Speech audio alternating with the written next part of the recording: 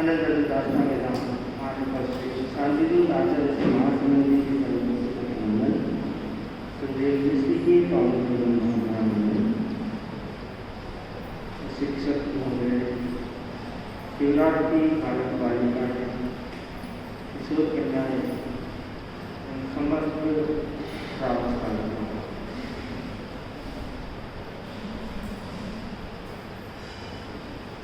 जीवन में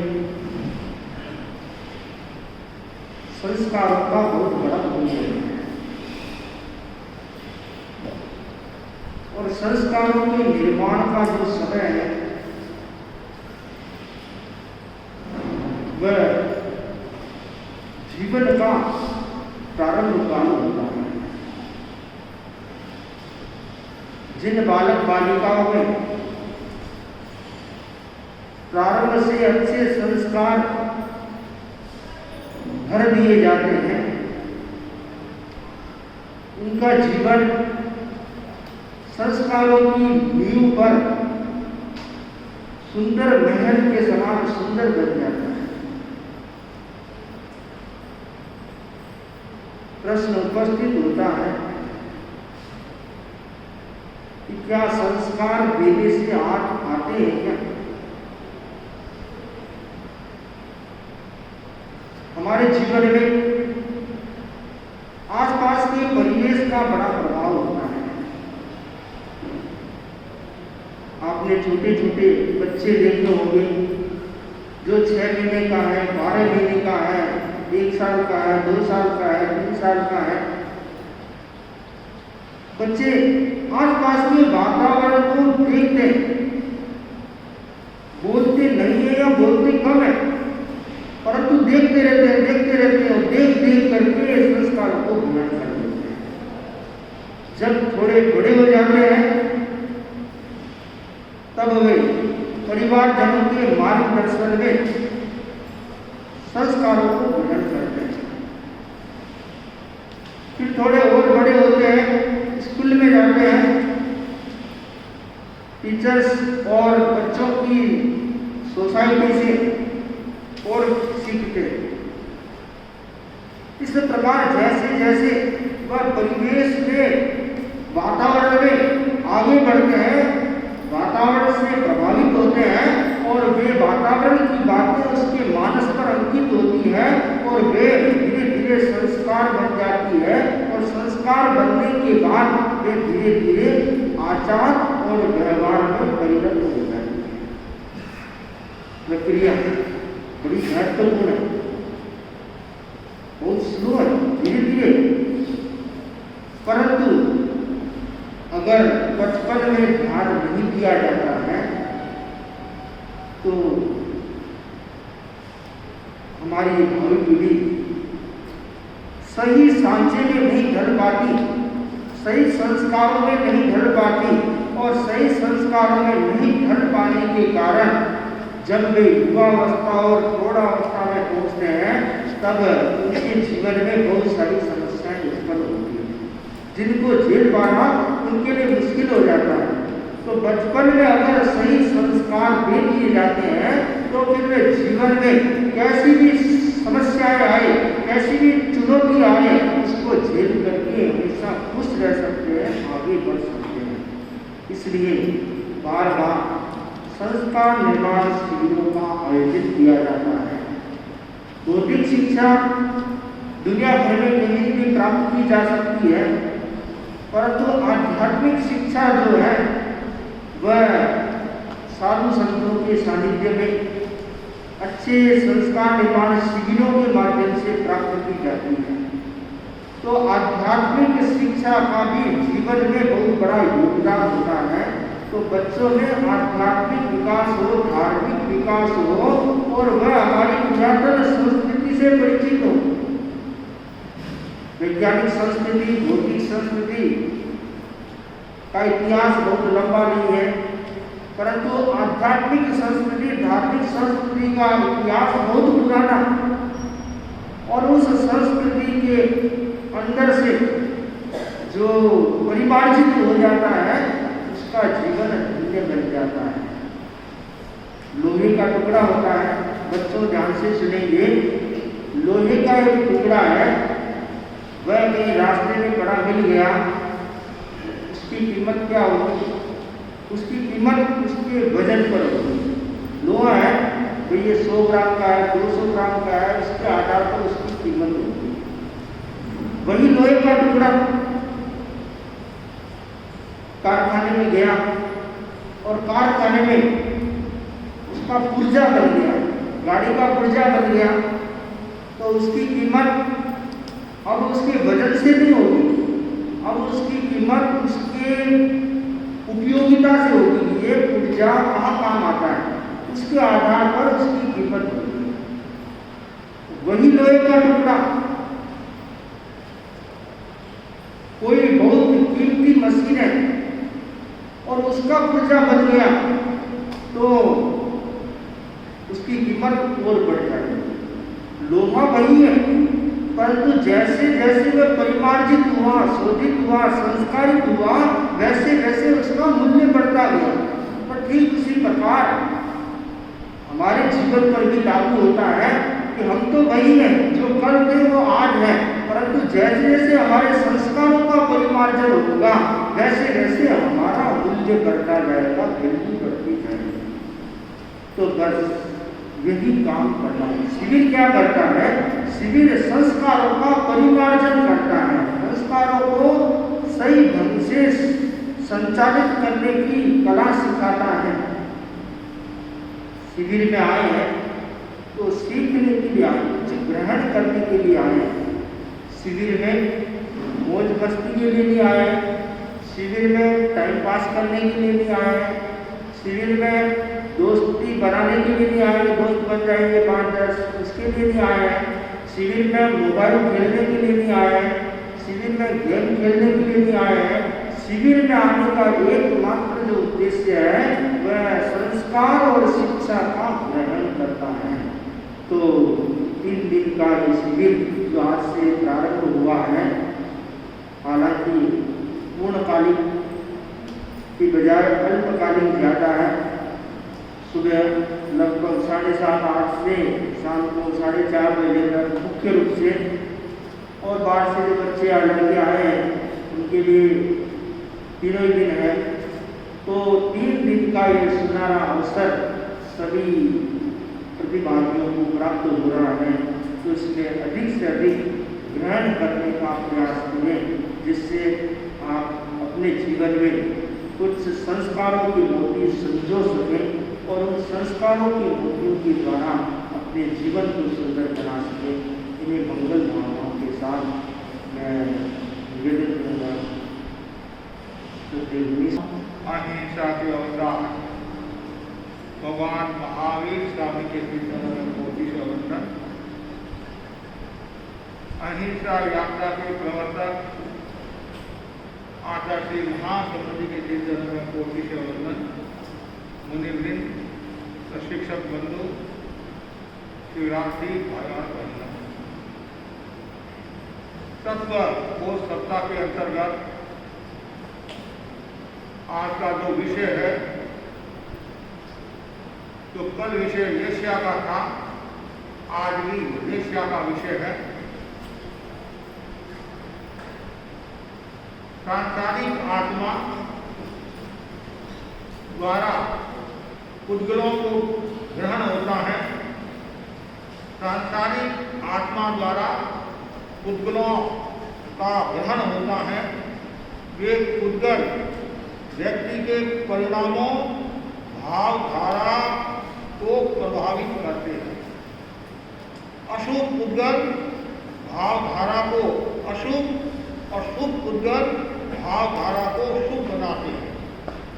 आत्मा की भावधारा को भाववेश्या और उनके सहायक पुत्रों को द्रव्य वेश्या कहा गया है। शुभ और अशुभ भावधारा की तत्समता के आधार पर ही वेश्या को 6 भागों में विभक्त किया गया है। 6 वेश्या हैं: कृष्ण, नील, कापोर, केतु, पद्म और शुक्र। प्रथम 3 जो वेश्या है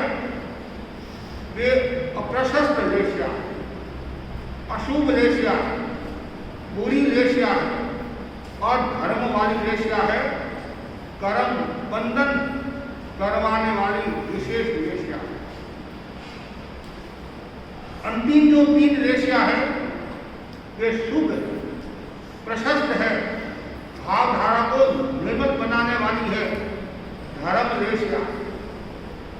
उनमें चौथी जो रेशिया है वह है तेजु रेशिया। तेजु रेशिया के बारे में बताया गया है, हिंगुल के समान लाल और पक्के आम के रस से अनंत गुण मधुर होती है।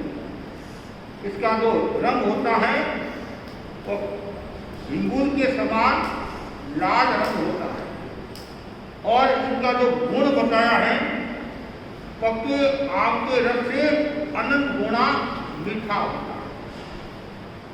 इसका परिणाम बताया है, तेजु रेशिया वाला जीव ममत्व से रहित होता है। उसके जीवन में आसक्ति का भाव कम रहता है, अटैचमेंट का भाव कम रहता है और वह विनयवान होता है, नम्र होता है और धर्म में रुचि रखने वाला होता है और क्षमा की साधना करने वाला होता है। जीवन में क्षमा का बहुत बड़ा महत्व है, विनय का बहुत बड़ा महत्व है। जिसके जीवन में क्षमा होती है, जिसके जीवन में विनय का भाव होता है और जिसके जीवन में अनासक्ति का भाव होता है और धर्म में जो रुचि रखता है, वह संस्कारी व्यक्ति कहलाता है, संस्कारी बालक कहलाता है। तो हमारे जीवन में तेजु रेशिया के जो परिणाम है, ये परिणाम आत्मसात हो, ऐसी मंगल कामना करनी चाहिए। जब तक मनुष्य संसार में परिभ्रमण करता है, तब तक उसके साथ में वेश्याएं रहती हैं।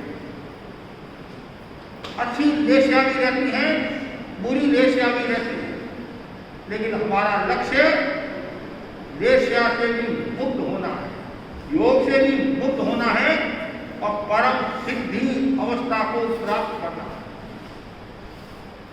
सिद्धि अवस्था कब मिलती है? जब व्यक्ति अच्छी भावधारा में रहता है और भावों को निर्मल बनाता रहता है, हर पल हर क्षण विनय की साधना करता है, क्षमा की साधना करता है। और शिविर में भी क्या सिखाया जाता है? विनय और क्षमा की साधना के बारे में बताया जाता है, अनासक्ति की साधना के बारे में बताया जाता है। और आज के एक भौतिक युग में, आज के वैज्ञानिक युग में, आज के विलासिता युग में व्यक्ति के भीतर में जो अहंकार की मनोवृत्ति बढ़ रही है, क्रोध की संख्या जो बढ़ रही है, पदार्थ के प्रति जो आसक्ति बढ़ रही है और धर्म से जो दूर होता जा रहा है व्यक्ति, वह उसके लिए खतरा है। व्यक्ति हमेशा किसी भी युग में लिए जब उसके भीतर में अहंकार और क्रोध का भाव नहीं होना चाहिए। जहाँ अहंकार और क्रोध का भाव होता है, पदार्थ के प्रति आसक्ति होती है, मूर्छा होती है और धर्म से लगाव रखता है, वो व्यक्ति कभी भी सुख को प्राप्त नहीं होता है, कभी भी मान सम्मान को प्राप्त नहीं होता है और कभी भी वो धर्म वर्ण की परंपरा से मुक्त नहीं हो सकता। तो हमें क्या करना? हर पल हर क्षण हमारे भीतर में विनम्रता का गुण विकसित हो, ये भावना होनी चाहिए। विनम्रता विटामिन सी आभ्यंतर तत्व है और व्यक्तित्व विकास का अमोघ उपाय है। विनय का अर्थ है किसी की आशासना नहीं करना, बड़ों का बहुमान करना। अनाशासना बहुमान कर्म से विनय, तुलसी ने परिभाषा दी है, आशासना नहीं करना और बड़ों का बहुमान करना, छोटों को वात्सल्य देना, और अधिकार की भाषा का प्रयोग नहीं करना। जो व्यक्ति अधिकार की भाषा का प्रयोग करता है तो समझना चाहिए उसके भीतर में अहंकार की संज्ञा है, और जहाँ अहंकार होता है वहाँ तनाव शुरू हो जाता है, और तनाव में खिंचाव होता है, तनाव में फिर स्वभाव बिगड़ जाता है, और संस्कारों का भी धीरे धीरे पतन होता रहता है। इसलिए जीवन में हमेशा तनाव मुक्त जीवन जीना चाहिए। उसके लिए विनय की साधना करो, और उसके लिए हर समय तेजुलेशिया के परिणाम अच्छे रहे, ये भावना आती है। उसके बाद में बताया है पद्मलेशिया। पद्मलेशिया जो है हल्दी के समान पीली होती है, येलो कलर की, हल्दी के समान पीली और मधु से अनंत गुणा, मधु गुना शहद, शहद से अनंत गुणा विष्ट परिणाम वाली होती है, परिणाम होता है। अब बोलो आप, ये पद्म जो लेशिया है पीला रंग और मधु से अनंत मिष्ट, और जीवन में पीले रंग का भी बहुत बड़ा मूल्य होता है। आचार्य पीले रंग के प्रतीक होती है, और विशुद्धि केंद्र पर पीले रंग का ध्यान कराया जाता है, और स्मरण शक्ति के विकास के लिए ज्ञान केंद्र पर भी पीले रंग का ध्यान कराया जाता है। पीला जो रंग है मन को प्रसन्न करने वाला होता है, चित्त को आह्लादित करने वाला होता है।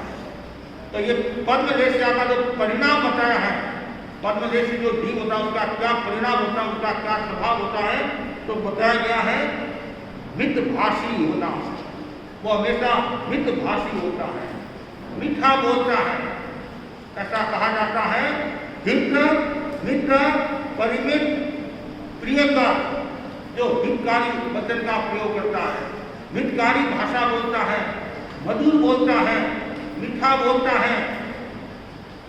तो जीवन निर्माण में और संस्कारों के जागरण में वचन की उपादेयता असंदिग्ध है। हमेशा वचन अच्छे बोलने चाहिए, मीठे वचन बोलने चाहिए। जो व्यक्ति मीठा वचन बोलता है, मधुर वचन बोलता है, वो पराये को भी अपना बना देता है। और जो मीठा वचन नहीं बोलता है, अहंकार की भाषा में बोलता है, गर्व की भाषा में बोलता है, अव्यक्त भाषा बोलता है, संशयकारी भाषा बोलता है, वो व्यक्ति अपने परिजनों से भी दूर हो जाता है। तो पद्मलेशिया का परिणाम है मितभाषी, अर्थात मीठा बोलो, परिमित बोलो, संतुलित बोलो, जितनी आवश्यकता है उतना बोलो। कुछ भाई लोगों का नेचर होता है, बालक बालिकाओं का भी नेचर होता है, ज्यादा बोलते हैं। ज्यादा बोलना कोई गुनाह भी नहीं है, जहाँ आवश्यकता होती है वहाँ ज्यादा भी बोलना पड़ता है। मौत किसका नाम है? अनावश्यक नहीं बोलना ही मौत है, अनावश्यक नहीं बोलना ही मौन है, आता है महाप्रभु के शब्दों में। और ऐसे भी आप जानते हैं जो ज्यादा बोलता है, अनावश्यक बोलता है, तो दो शब्द है एनर्जी और एनर्जी। जो ज्यादा बोलता है तो लोग उसे एनर्जी करते हैं, घृणा करते हैं, और जो कम बोलता है वो एनर्जी को प्राप्त होता है, ऊर्जा को प्राप्त होता है। इतनी सुंदर बात बता दी। मतलब जो व्यक्ति विष्ट बोलता है, थोड़ा बोलता है, आवश्यक बोलता है, उस व्यक्ति का मूल्य हो जाता है। कोई भी व्यक्ति भाषण देने के लिए खड़ा होता है तो थोड़े में सार बता देता है, उसका मूल्य बढ़ जाता है। और यदि वो खड़ा हो गया फिर बैठने का नाम ही नहीं लेता है तो लोग दूसरी बार उसको मौका भी नहीं देते हैं। हम राजस्थान में थे, बाड़मेर जिला में थे, और बाड़मेर हमारा छात्रावास था। तो एक भाई को स्टेज पर खड़ा किया बोलने के लिए, तो भाई बोला स्टेज पर बोलाना आपका काम है और बैठना मेरा काम है। बैठना मेरा काम है, वो मेरे हाथ में है, मुझे कितनी देर के बाद में बैठना है। तो तात्पर्य यह है जितना आपको समय दिया जाता है उसी समय में समेट लेना चाहिए, तो उसका मूल्य बढ़ जाता है। क्या ज्यादा बोलने से क्या होगा?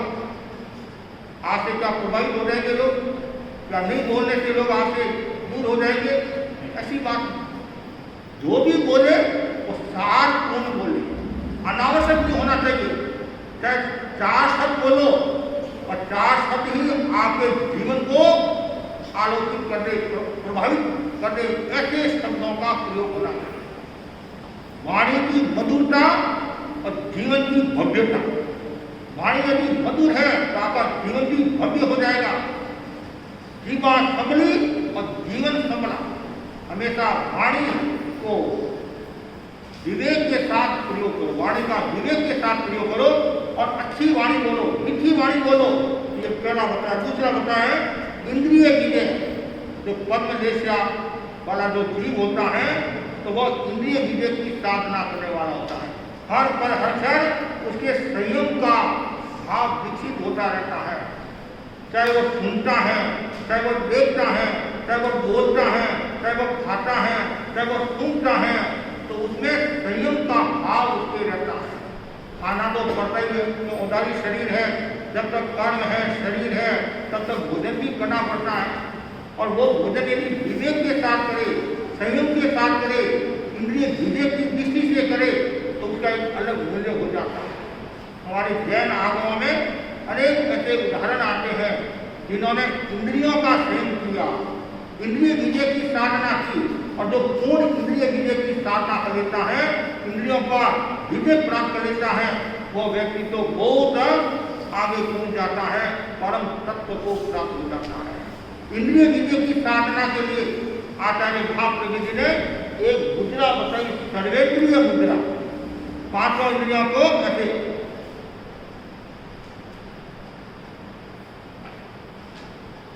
इसका प्रयोग करने से भी इंद्रियां वश में रहती हैं, इंद्रिय विजय की साधना कर सकते हैं। हमारा मन चंचल है। कोई भी व्यक्ति आता है तो कभी कभी क्या होता है, प्रवचन को छोड़कर उसको देखने लग जाते हैं। कोई कहीं नए कपड़े पहनकर आई, प्रवचन छोड़कर उसको देखने लग जाते हैं। कभी आपकी सहेली आई, सब काम छोड़कर, अरे भाई तू कब आई, अरे तू देखान सुंदरी है, लेकिन वो क्या है, चंचलता। ये चंचलता के कारण कभी कभी व्यक्ति नुकसान को प्राप्त हो जाता है, और जो महत्वपूर्ण बात आपको मिलने वाली है उस बात का वंचित रहता है। Work while work, play while play. कितना सुन रखा है, कार्य के समय कार्य, खेल के समय खेल। आप प्रवचन सुन रहे हैं तो केवल प्रवचन में ही ध्यान रहना चाहिए। तो समझना चाहिए आपकी जागरूकता है, आपका संयम है। और यदि जागरूकता नहीं है, इधर उधर देखते रहते हैं, तो कभी कभी आपको कुछ भी प्राप्त नहीं होता है। तो पद्मलेशा वाला जो जीव होता है, उसका जो परिणाम है, तो वो उसकी जो प्रवृत्ति है, उसकी जो प्रकृति है, वो इंद्रिय विजय की होती है। और इसी के साथ में बताया है आगे शुक्लरेशा। शुक्लरेशा वह है शंख के समान श्वेत होती है। शंख होता है बजाने वाला शंख, शंख के समान श्वेत और मिश्री से अनंत गुणी मीठी होती है। मिश्री से अनंत गुणी, अनंत गुणी मीठी होती है। जैसे मिश्री मीठी होती है, उससे भी अनंत गुणी मीठी कौन है, शुक्लरेशा। और शुक्लरेशी जो होता है, इसका परिणाम बताया है। सबसे महत्वपूर्ण बात बताई है, शुक्लरेशी होगा राग द्वेष रहित की साधना करने वाला होगा। उसके जीवन में राग कम होगा, द्वेष कम होगा, कसाई भी कम होंगे, और निर्कसाई मतलब अकसाई की साधना करने वाला। और राग द्वेष पर विजय प्राप्त कर लेता है तो वो तो बहुत अच्छी बात होगी। लेकिन जो शुक्लरेशा वाला परिणाम वाला जीव है, जब उसका मन श्वेत होता है, उनका मन निर्मल होता है, उसका मन पवित्र होता है। जिसका मन निर्मल और पवित्र होता है, वहाँ राग द्वेष की संभावना कम है। राग द्वेष की तरंगें कब उठती हैं, तो मन में मलिनता आती है, मन में द्वेष का भाव आता है, मन में आक्रोश का भाव होता है, तब राग द्वेष की तरंगें उठती है। और राग द्वेष की तरंगें यदि जबरदस्त उठती हैं तो शुक्लरेशा का परिणाम नहीं रहता है, कृष्णरेशा का परिणाम आ जाता है। और जो राग द्वेष की तरंगों से रहित है या रहित होने की दिशा में है, तो समझना चाहिए वो शुक्लरेशी परिणाम आ रहा है। तो हमारे जीवन में न राग होना, निर्देश होना चाहिए। कहना सरल है, करना कठिन है। बात तो बड़ी बड़ी हम करते हैं और जब प्रसंग आता है उसमें बड़े बड़े ऋषि मुनि भी भूल जाते हैं। गौतम स्वामी जैसे महान आत्मा, चार ज्ञान की धनी, वो भी राग और मोह के कारण क्या हो गया और फिर बाद में समझ गए, केवल ज्ञान हो गया और भगवान जानते थे इसका मेरे प्रति सशक्त राग है, मेरे पास में रहेगा तो उसको केवल ज्ञान नहीं होगा। तो ब्राह्मण को समझाने के लिए वहां भेजा और बाद में भगवान को निर्माण हुआ, भगवान मोक्ष में पधारे। जब उन्होंने सुना एक चार ज्ञान का धनी, इतना ज्ञान का भंडार, उनके आंखों में भी आंसू आ गई। जैसे बच्चा होता है जैसे वो होने लगे। फिर बाद में समझे भगवान ने मेरे जीव के लिए किया है, यदि मेरे जीवन में राग रहेगा, मोह रहेगा तो मुझे ब्रह्म ज्ञान नहीं मिलेगा, केवल ज्ञान नहीं मिलेगा। चिंतन बदला, भावना बदली और मोक्ष को प्राप्त, बाद केवल ज्ञान का बाद मोक्ष को प्राप्त हो गई। तो ये शुक्ल जैसा परिणाम वाला जीव होता है तो बहुत कम राग देश होता है और फिर तो संपूर्ण उज्जवलता को भी प्राप्त हो जाता है। यदि अलेसी होगा तो फिर आगे मोक्ष को भी प्राप्त हो जाएगा। दूसरा इसमें बताया है आत्मलीन होना। जो शुक्ल जैसी परिणाम वाला जीव होगा वो हमेशा आत्मा में रहेगा। अप्पा पम्मी हो, वो हमेशा आत्मा में रमण करता है, अंतर्मुखी होता है, बहिर्मुखी नहीं होता है। सूर्य होता है और चंद्रमा भी होता है। तो जो सूर्य है कि निमित्त से कौन खिलता है? कमल खिलता है। कमल खिलता है, सूर्य के निमित्त से कमल खिलता है, कमल खिलता है। और चंद्रमा के निमित्त से कुमुदिनी खिलती है, कुमुदिनी खिलती है। चंद्रमा के निमित्त से कुमुदिनी खिलती है। लेकिन जो अंतर्मुखी होता है वह दिन में भी खिलता है और रात को भी खिलता है। और हम ऐसा भी कह सकते हैं सूर्य दिन में खिलता है और चंद्रमा रात में खिलता है और अंतर्मुखी दिन और रात में खिलता रहता है। क्यों? वो आत्मा में रहता है और आत्मा में हमेशा रहना हमारा स्वभाव क्या है तो आत्मा में रहने का। कभी कभी कषाय राग देव के कारण हम अपने घर में नहीं रहकर दूसरे घर में चले जाते हैं, बहिर् यात्रा करने लग जाते हैं और जहाँ बहिर् यात्रा होती है वहाँ फिर नुकसान हो जाता है। ऐसे बहिर् यात्रा का भी इतना मूल्य है। हमारे साधुओं के लिए क्या शब्द का प्रयोग होता है? बहिर्व्यापी साधु है, कहते हैं बहिर्व्यापी साधु है। जो गुरुदेव के साथ में रहते हैं तो राष्ट्रीय संत होते हैं और हम नैरा में रहते हैं तो हमारे को क्या कहा जाता है? बहिर्व्यापी साधु, मतलब बहिर्व्यान में विहार करने वाले हैं। तो वो बहिर्व्यान में विहार करने वाले उसका भी इतना मूल्य है।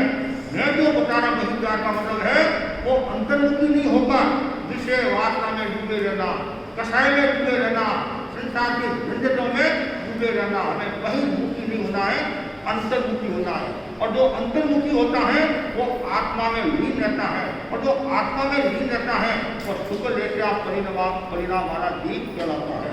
और आगे बताया है जो शुक्ल जैसा वाला जो जीव होता है तो उसके भीतर में न वासना न कामना का विशेष भाव नहीं रहता। क्यों?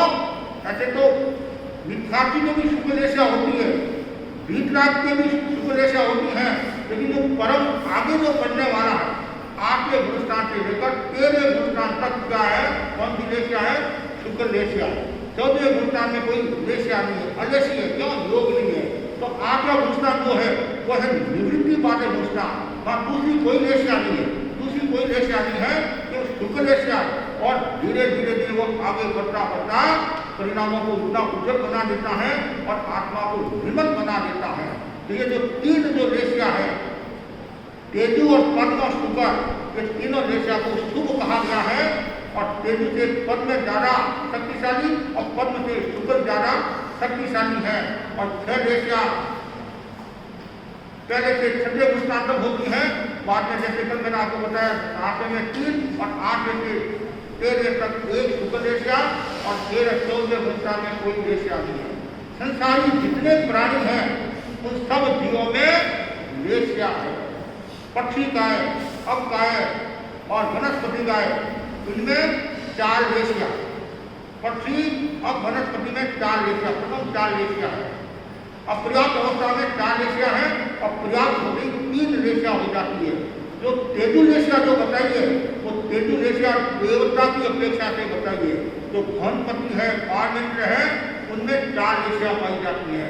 और वो भवनपति पार्मेंट्र के देवता आसक्ति के कारण मृत्यु को प्राप्त होकर पृथ्वी और वनस्पति में पैदा होते हैं। उसमें अपर्याप्त अवस्था में तेजुलेशिया होती है और पर्याप्त होती वो तेजुलेशिया चली जाती है। इसलिए 3 रेशिया रहती है। तो इसलिए पृथ्वी अब वनस्पति में 4 रेशिया, भवनपति में भी 4 रेशिया, पार्मेंट्र में भी 4 रेशिया, प्रथम 4 रेशिया, और तेजस वायु 3 डिक्लेयर किए, असली 3 पंचेंद्रिय, असली मनुष्य आदि में 3 प्रथम रेशिया, कितनी 3 प्रथम रेशिया होती है। और पहला दूसरा देवलोक और ज्योतिषी, इनमें 1 रेशिया होती है तेजुलेशिया। और तीसरे से 5वें देवलोक तक एक कर्म रेशिया और छठे से सर्वार्थ सिद्ध तक शुक्ल रेशिया होती है। और नाभि में 3 रेशिया खत्म होती है, उनका भी अलग अलग बताया है। पहली दूसरी नाभि में कापोद रेशिया होती है, तीसरी में कापोद वाले जीव ज्यादा है और नील वाले कम है, चौथी में नील, पांचवी में नील वाले ज्यादा है और कृष्ण वाले थोड़े हैं, छठी में कृष्ण और सातवीं में महाकृष्ण रेशिया होती है। मनुष्य और टीरेंस में 6 रेशिया होती है, मनुष्य और टीरेंस में 6 रेशिया होती है। और कैटेगरी के हिसाब से तो जैसे जैसे आगे के भूस्तानों बढ़ेंगे वैसे वैसे रेशिया कम होती जाएगी। मतलब छठे भूस्तान तो 6 है, बाद में 3 फिर 1 रेशिया हो जाएगी। अब रेशिया का हमारे भावों पर बहुत बड़ा प्रभाव पड़ता है। रेशिया आभामंडल एक प्रकार का दर्पण है। आभामंडल रेशिया के द्वारा हम अपने विचार को जान सकते हैं, अपनी भावनाओं को जान सकते हैं कि हमारे भीतर में विचार तरंगें उठती रहती है, उठती है, उसके पीछे रेशिया का हाथ रहता है। और ये जो 6 रेशिया है तो 6 प्रकार के रंग होंगे, 6 प्रकार के रंग होंगे और हमारे जीवन को रंग बहुत प्रभावित करते हैं। काला रंग भी प्रभावित करता है, नीला रंग भी प्रभावित करता है और कबूतर वाला रंग भी प्रभावित करता है और हिंगुल वाला भी रंग प्रभावित करता है, पीला और सुगंधी रंग प्रभावित करता है। जो साधु हैं उनके कपड़े सफेद क्यों होते हैं? सफेद क्यों होते हैं? कि सफेद रंग मन को शांति देने वाला होता है, इसलिए साधु के कपड़े सफेद होते हैं। और लाल रंग ये फुर्ती देने वाला होता है और लाल रंग उदंडता भी पैदा करता है। आपको पता होगा अमेरिका की एक स्कूल थी और स्कूल का जो रंग था वो लाल रंग था और बच्चों के भीतर में हिंसा का भाव पैदा हुआ। परिणाम ये आया, गोलियां चली और कई बच्चों को खत्म कर दिया गया गोलियों के द्वारा। फिर पता चला कारण जो स्कूल का जो रंग था, कमरों का जो रंग था वो लाल रंग था। और लाल रंग क्या करता है? उत्तेजना पैदा करता है, उद्दंडता पैदा करता है। इसलिए कभी कभी हम कहते हैं कि घरों में भी ध्यान रखना चाहिए कौन से रंग का प्रयोग होना चाहिए। कौन से रंग का? सफेद रंग मन को प्रसन्नता देने वाला होता है, हरा रंग को आनंद देने वाला होता है और काले रंग का भी अपना मूल्य होता है। हाई कोर्ट के जो जज होते हैं, वकील होते हैं, वो काला कोट पहन कर जाते हैं। क्यों? उसके ऊपर दूसरा कोई रंग नहीं चढ़ जाए, काले पर दूसरे का रंग नहीं चढ़ता है, मतलब विचार से वो प्रभावित न हो जाए। और तो कुछ रंग जागरूकता प्रदान करने वाले भी होते हैं और कुछ हिंसा, क्रूरता, आलस से बढ़ाने वाले भी होते हैं। लेकिन हमारे मन में हमेशा अच्छे रंगों का निर्माण हो, अच्छी भावनाओं का निर्माण हो। तो आप जानते हैं वेश्या का अर्थ है भावधारा। कहते वेश्या का अर्थ है भावधारा। हमारी भावधारा अच्छी है तो हमारा सब काम अच्छे है। देखो अंत समय में देखा जाता है कि व्यक्ति के परिणाम कैसे, अंत समय में देखा जाता है व्यक्ति के परिणाम कैसे है। हम बार बार पूछते भाई जब आपके पिता का स्वर्गवास हुआ उसमें उनके परिणाम कैसे थे, और यदि अच्छे परिणाम थे, शांत मुद्रा में थे, कोई घायल तोबा नहीं करने वाले थे, तो समझना चाहिए सदगति की संभावना है।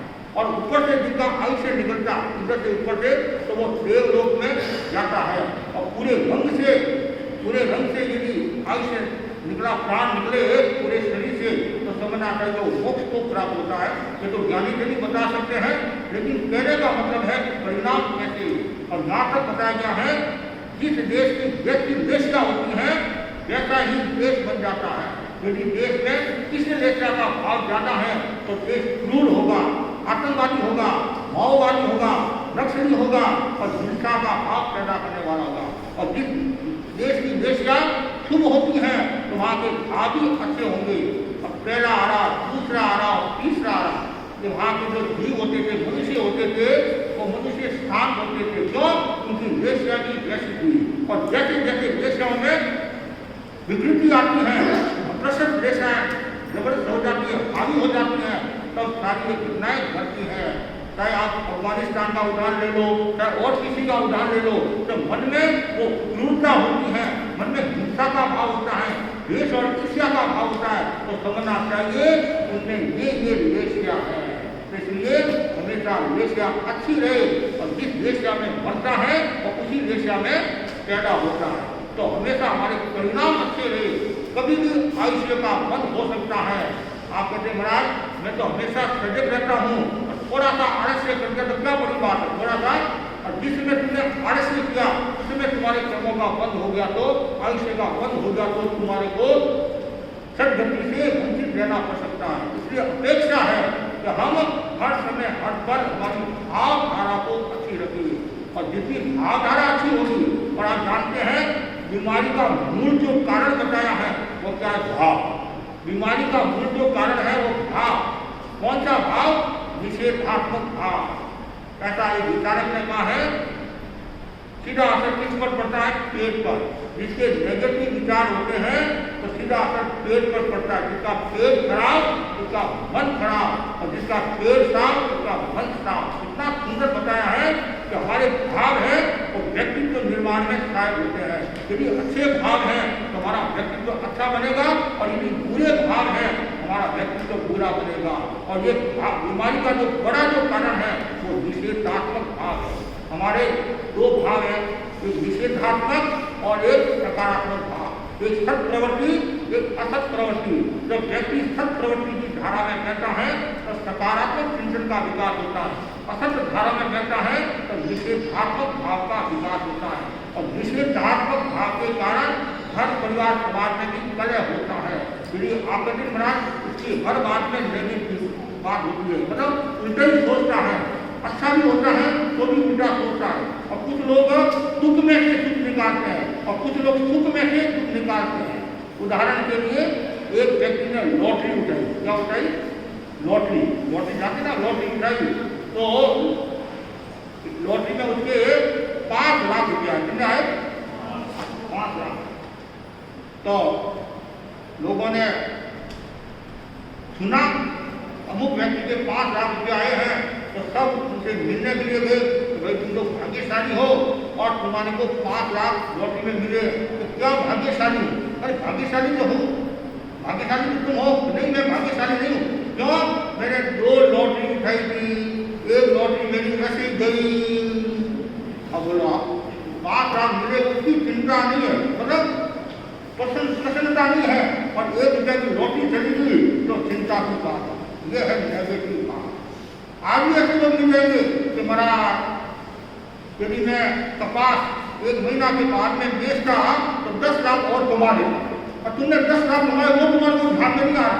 यह है नेगेटिव, यह है निषेधात्मक भाव। अरे वो है उसी में संतुष्ट लो, वर्तमान में जियो। वर्तमान में कौन जिएगा? जो व्यक्ति दुख में से सुख निकालता है, और जो सुख में से दुख निकालता है वो कभी वर्तमान में जी नहीं सकता है। और ये जो शरीर है ये वर्तमान में जीने की प्रेरणा देता है, वर्तमान में जीने की प्रेरणा देता है। तो हर पल हर क्षण वर्तमान में जीने की कोशिश करो। एक बच्चा परीक्षा देने के लिए गया, ध्यान से सुनना, एक बच्चा परीक्षा देने के लिए गया और 5 मिनट में जो उत्तर पुस्तिका होती है मास्टर के हाथ में थमा दी। मास्टर बोला, रे क्या तुमने सब उत्तर लिख दिए? वो जल्दी तुमने उत्तर पुस्तिका दे दी? तो आपको पता नहीं, मेरे को कल के विषय की तैयारी करना है। क्या कहा? कल के विषय की तैयारी करना है, इसलिए मैं जल्दी जा रहा हूँ। जो भविष्य की चिंता करता है और वर्तमान की चिंता नहीं करता है तो भविष्य की क्या चिंता करेगा? क्या? अरे जो परीक्षा देने के लिए गया वो तो तुम खाली कॉपी देकर आया है, तो मैं कल की परीक्षा की तैयारी करने के लिए जा रहा हूँ। जो भविष्य में जुड़े हुए रहते हैं और अतीत की चिंता करते रहते हैं और वर्तमान में जो नहीं जीते हैं तो वो कभी भी भाव वेश्या नहीं हो सकती है, प्रशस्त वेश्या नहीं हो सकती है। तो भाव वेश्या मतलब जागरूकता की वेश्या, वर्तमान में जीना। और आचार्य महाप्रभु जी ने जो प्रेक्षा ध्यान का अवदान दिया, उस संपदा के जो 5 जो सूत्र हैं उनमें एक सूत्र है भावक क्रिया। कितना सुंदर है, अपनत्वता के साथ, जागरूकता के साथ और जानते हुए करना। इसका मतलब है आप जागरूकता के साथ करते हैं तो आपके भीतर में प्रशस्त वेश्या है, अच्छी वेश्या है। तो हमेशा भावना भाव कि मेरी जो वेश्या है वो हमेशा खुद बनी रहे। कैसी भी समस्या आ जाए, घर में समस्या आ जाए, व्यापार में समस्या आ जाए या कोई कटु भी कह दे, उसमें की क्षमता क्षमता क्षमता क्षमता, हर परिस्थिति में क्षमता। अभाव में स्वभाव ढूंढना, स्वभाव में अभाव नहीं ढूंढना। जो व्यक्ति अभाव में जीता है, कोई बात नहीं, अभाव में जिया कोई नुकसान नहीं है। अगर जो अभाव में जिए लेकिन अभाव का महसूस नहीं किया, कोई बात नहीं, जिंदगी है, जिंदगी में उतार भी आते हैं, चढ़ाव भी आते हैं, तो परिणाम हमेशा अच्छे रहे। और जितना परिणाम अच्छा है उतना जीवन हमारा अच्छा होगा। तो मैं बस इतना ही आपको कहना चाहता हूँ, जितने भी आप भाई बहन बैठे हैं वे सब अच्छी वेश्या का निर्माण करे। क्यों? अच्छी वेश्या होगी हमारा आभा मंडल भी अच्छा होगा। 2 शब्द नहीं, आभा मंडल और भाव मंडल, 2 शब्द नहीं। मतलब जो आभा मंडल, जैसे महापुरुषों का आपने फोटो देखा, उनका आभा मंडल कितना निर्मल है, कितना निर्मल है। तो उनकी वेश्या प्रशस्त हुई, उनकी भावधारा प्रशस्त हुई और उनका चिंतन प्रशस्त था। और हमने भगवान महावीर को नहीं देखा, भिक्षु आचार्य पार्वती को नहीं देखा, हमने तुलसी गणी को देखा। देखा नहीं देखा तुलसी गणी को? काफी लोगों ने देखा तुलसी गणी को।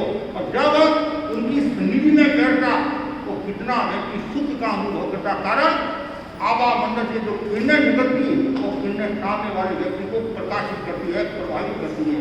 आचार्य महाप्रभु जी का आपने ओरा देखा, आचार्य महासमुद्र का ओरा देख रहे हैं, आभा मंडल देख रहे हैं। और आजकल तो ओरा के द्वारा व्यक्ति के बारे में बता दिया जाता सब, ये व्यक्ति कैसा है, इसका नेचर कैसा है, ये कैसा है। इसलिए हमेशा आभा मंडल को निर्मल और पवित्र बनाए। और जिनका आभा मंडल निर्मल और पवित्र होता है तो समझना चाहिए शीघ्र शीघ्र कर्मों का क्षय करके मोक्ष को प्राप्त हो जाता है। तो तब तो बोध सप्ताह के अंतर्गत वेश्या का हमने वर्णन किया, कल 3 वेश्या का वर्णन किया था और आज 3 वेश्या का वर्णन किया। तो हमें क्या करना है? शुक्र वेश्या की यात्रा और फिर आगे वेश्या से भी मुक्त होकर परम आनंद को प्राप्त होना है।